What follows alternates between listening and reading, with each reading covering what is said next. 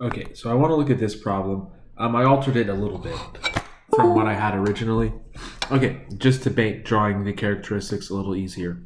Before going on, actually try to solve this problem, try to find the characteristics and sketch them and make an observation of something that's going on.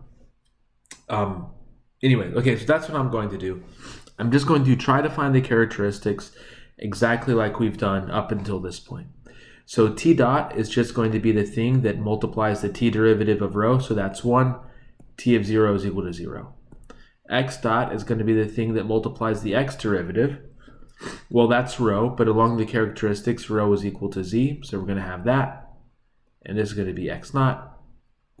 And then as always, this part is the z dot part. And so z dot is going to be equal to 0.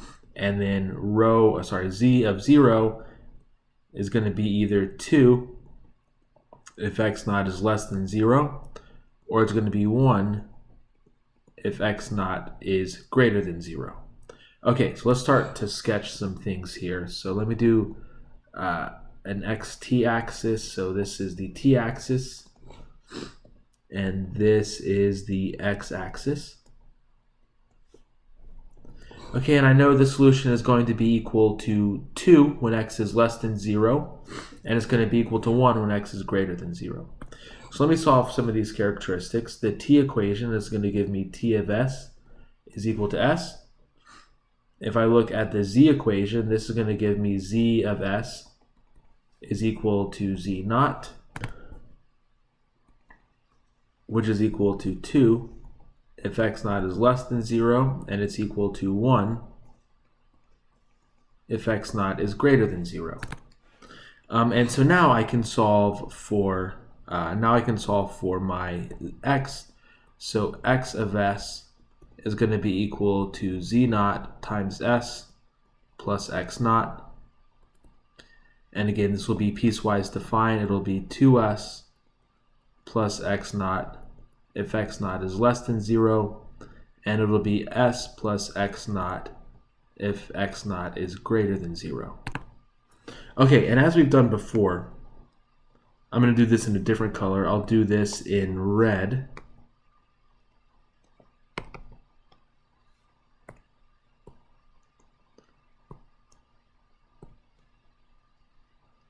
Okay, I'm not sure why that's not erasing, but whatever. S naught plus x naught for x naught greater than 0.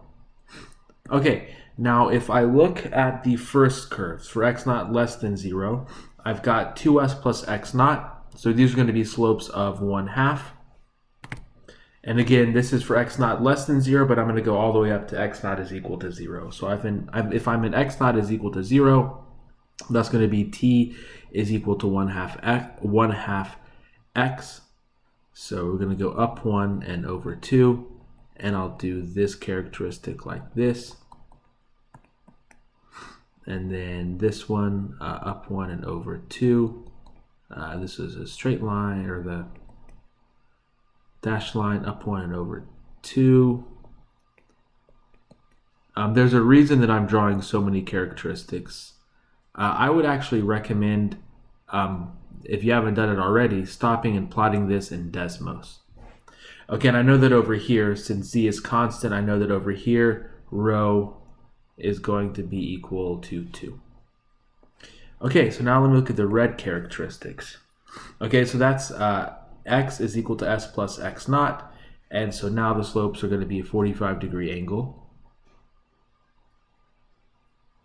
And we're going to have something like this. Actually, I want to make that dashed line. Okay.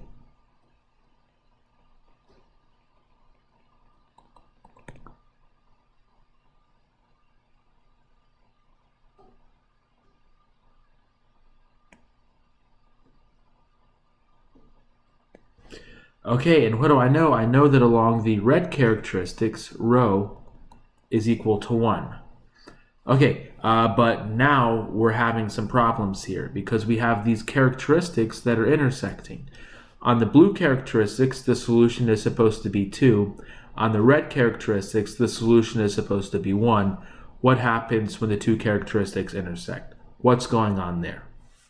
So The issue, I mean, how can this be? What is our mistake?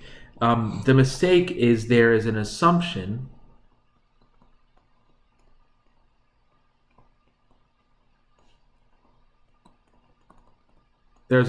we have made,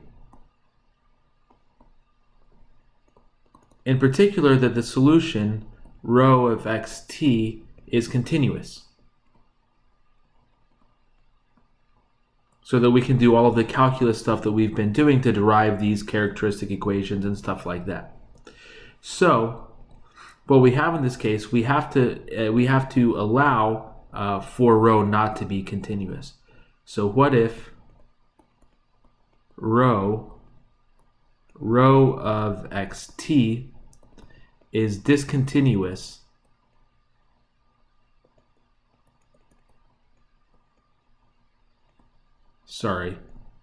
on a curve, of the form, we'll say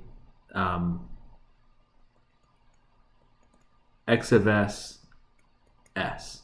Okay, what if it's discontinuous there? So in other words, let's say this is the x plane, this is the t plane, and there's going to be some curve that starts at 0, and along this curve we're going to assume that the solution is discontinuous.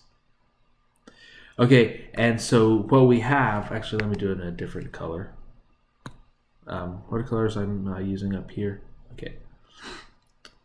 We have some curve along which x is discontinuous, or the solution is discontinuous, and we have characteristics running from the left-hand side that meet there, and then connect characteristics that run, from there.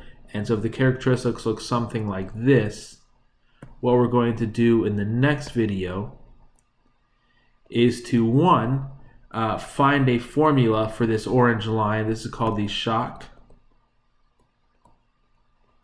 We're going to find a formula for this orange curve there, and then from that we're going to determine how we can use that to actually define what the solution should be.